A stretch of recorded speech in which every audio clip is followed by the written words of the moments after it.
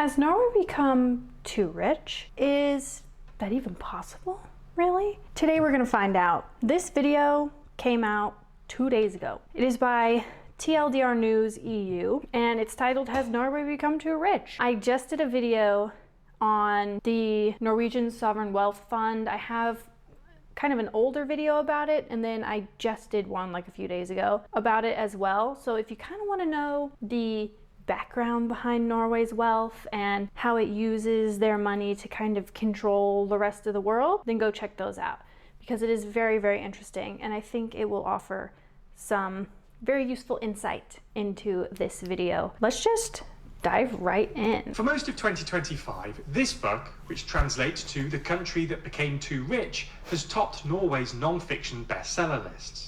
While there's a pretty widespread consensus that Norway has managed its oil wealth better than basically any other resource-rich country, the book's author, former McKinsey director Martin Beck-Holter, argues that both the public and private sector have essentially become too reliant on this oil money, giving way to a decade of stagnation.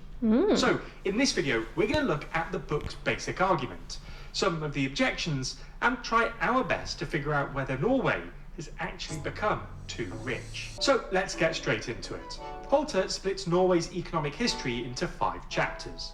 The first chapter runs from 1905 until 1918, when Norway experienced an industrial boom, helped by massive foreign investment.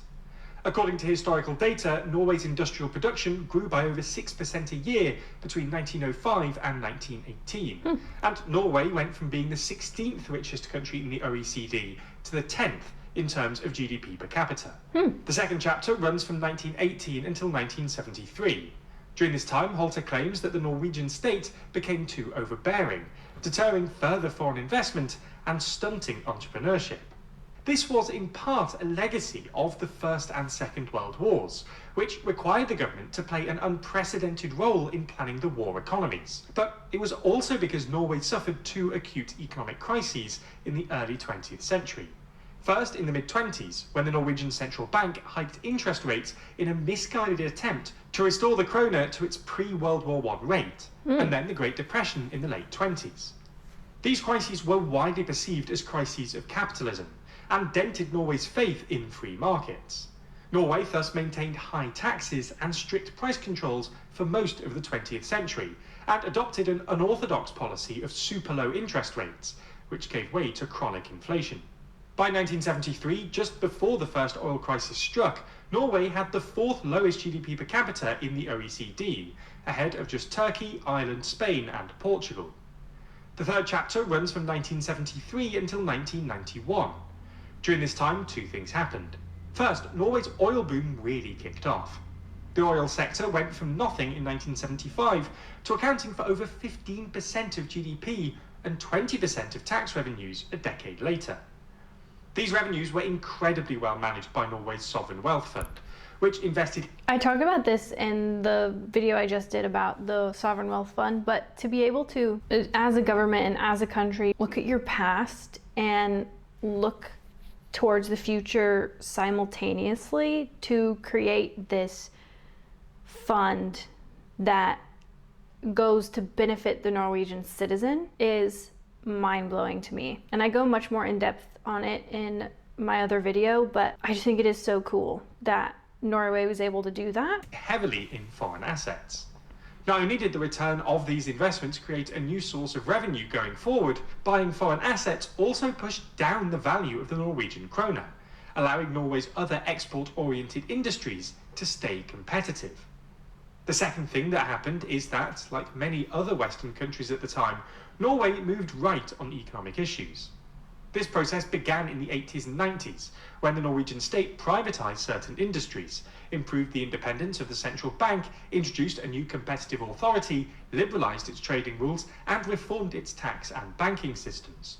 During this time, the oil boom pushed Norway up the OECD rankings, but Norway's non-oil economy didn't actually improve all that much. The 4th chapter runs from 1990 until 2013. According to Beck-Holter, this is when these pro-market reforms we just mentioned start paying dividends. Obviously, Norway's oil economy was booming, but the key point Beck-Holter wants to make here is that actually Norway's non-oil economy also performed incredibly well in this period. Even if you exclude the oil economy, in 2013, Norway still had the third... Holy cow, look at how high up that goes. From where before it was when in the 1920s when he said that it was relatively good, that the GDP per capita was in like top 10, right? And then now look at it, that's crazy. Third highest GDP per capita in the OECD, behind only Luxembourg and Switzerland. Norway even had a higher GDP per capita than the US, despite the fact that Norwegians worked about 20% fewer hours. The fifth chapter, however, runs from 2013 until today.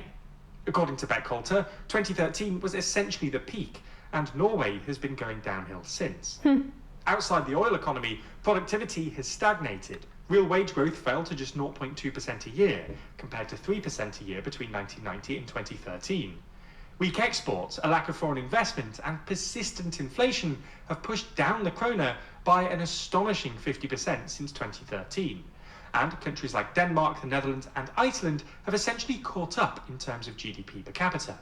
Beckholter essentially blames this stagnation on an over-dependence on Norway's oil wealth. He claims, for instance, that Norwegian households take out unsustainable amounts of debt because they know the oil fund can always bail them out at the end of the day, which is why their debt-to-income ratio stands at 220%, the highest. That's crazy. I've never heard that. And I've never heard that as like an individual as well. To me, it's weird to think that that fund will eventually be there because like, what if it's not, right? And I've never heard anyone else talk about it in that way either, that the wealth fund will be there to save them, so it doesn't matter if you're in a lot of debt. That's interesting. Similarly, he claims that the public sector has become more and more reliant on oil revenues, as evidenced by the fact that disbursements from the Sovereign Wealth Fund now account for 20% of government spending, up from about 4% in the 2000s. Beckholter claims that voters have become resistant to any sort of public sector reform because they think Norway can just spend its way out of trouble using its oil wealth. This explains why public spending has risen from about 50% of GDP in 2013 to more like 60% today. But this hasn't led to better outcomes. For instance, in the 2010s, the number of health personnel increased in Norway but decreased in Denmark. But Danish health outcomes improved far more than Norwegian ones. Similarly, while Norway spends about 50% more on education than the OECD average, Norwegian schoolchildren actually underperform the OECD average on PISA tests. Finally, Beckholter claims too much of this public money is spent on welfare or industrial subsidies, which discourage productive work and shield unprofitable companies from foreign competition. Beckholter complains that Norway has become complacent about the extent of these problems, because there's an assumption that there's always the Sovereign Wealth Fund to fall back on. Unsurprisingly, the book has triggered a fair bit of pushback. A number of Norwegian academics and officials have questioned the data Beckholter uses, especially his use of GDP statistics from the Madison Project instead of official Norwegian data, which shows a far less dramatic slowdown between the fourth and fifth chapter. Many on the left see Beckholter's book, which essentially calls for cuts to public spending and more pro-business regulations, as just another right-wing manifesto dressed up as apolitical research. Perhaps the most difficult of... Interesting. So this is kind of like the bad side of the Sovereign Wealth Fund. It's so hard for me to grasp that like bad shit happens here, but like of course it does. You know, no government is going to be perfect. But as someone from the US looking at Norway and everything that a Norwegian citizen has, the Sovereign Wealth Fund included, healthcare, education, it's like, it's so hard for me to wrap my head around that there could also be flaws, but like I said, of course there can. It's very interesting to learn about because in the US, you know, of course here you're paying more money in taxes, but to me you're getting these very, very nice things out of it. You're getting healthcare, you're getting education, and those are things that you as a citizen no longer have to worry about. So your money can go into other things like providing a good household for your children, whatever it may be, right?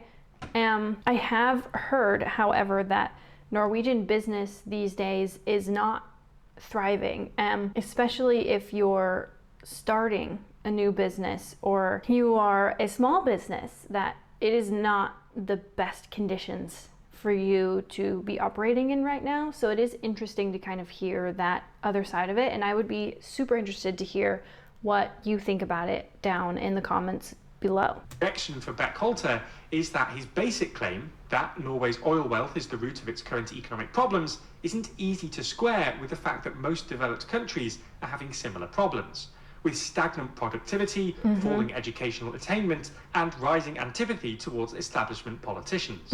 Nonetheless, the fact that the book has attracted... Yeah, that's happening everywhere right now.